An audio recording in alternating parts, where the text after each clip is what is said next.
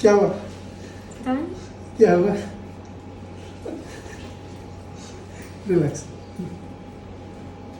Deep breath, लंबे सांस low. Relax करो एकदम।